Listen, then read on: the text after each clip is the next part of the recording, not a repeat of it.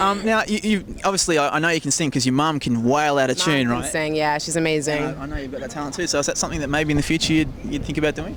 Well, it's kind of cool, actually. I've done it a little bit. I sang on Outkast's last album with Andre. It was like really tiny, but it was really fun going into the studio, and it's something I've always wanted to do. And we did backup vocals on Josie and the Pussycats, and I did sing on Pluto Nash, though I don't recommend anyone watching it. I mean, if you want to see it, fine, but don't get mad at me if you hate it. Okay.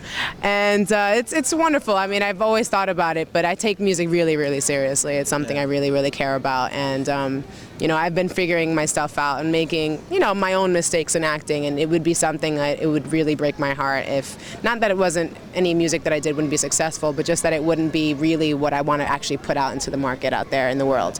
So I've been really happy with my mom. She's been writing a lot of songs lately and doing a lot of things, getting a lot of support. So I've just been supporting her. She randomly walks into like, you know, little karaoke bars and walks away with like bands. Like she's like, oh, I'm gonna be in a rock band now, and I'm like, okay, good for you. Like, how do you do that? You know, she's just amazing. Yeah. So now, today we've just been at the fair and you've got an award from the people. Mm-hmm. That must be an amazing experience for you to see even kids in the playground looking at you, knowing that they can dream that that's possible. Mm-hmm. What did it feel like today to get that recognition from your home people?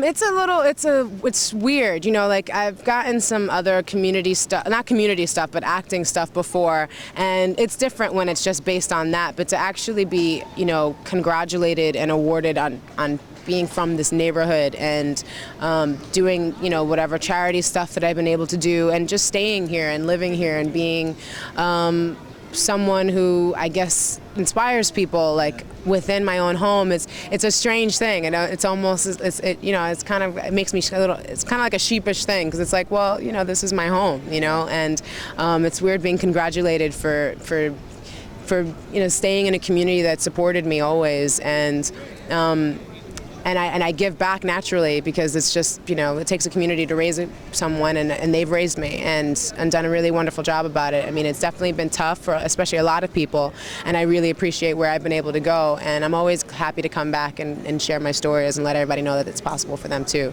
You know, I grew up when everyone was like, you know, you didn't go above 14th and 1st, and, you know, now I'm traveling all the way to India and stuff, and it's amazing, you know, and I'm glad my godchildren are being raised in this neighborhood, and at the moment, I think they're going to be living out in Brooklyn, but it's nice to be able to, you know, show them as well something that's out there, and inspire if that's possible, because I had that from my family, but it wasn't even necessarily something that they did.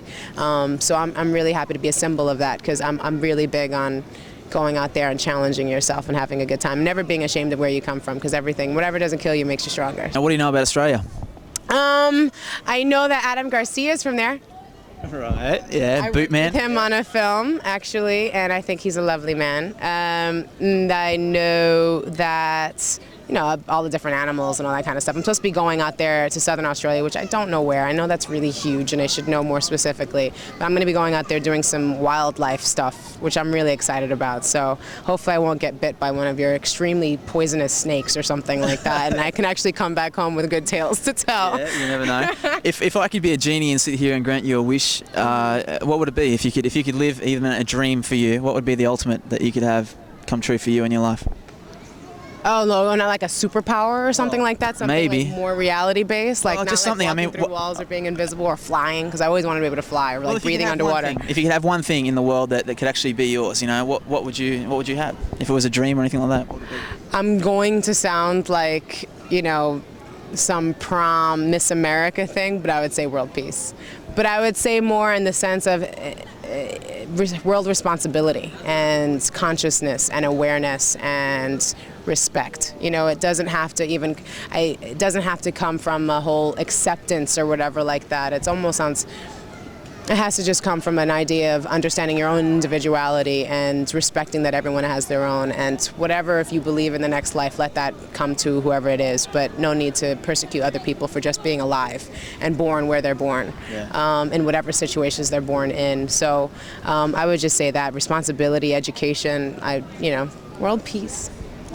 Well, thank you very much for being on Togsy's Great Adventure. It's been an honour meeting you, and I'm sure I'll be hanging out with your mum a lot in the future, so I'm running into you along the way, but thanks for talking to me this morning. Thank you. Cool. Bye.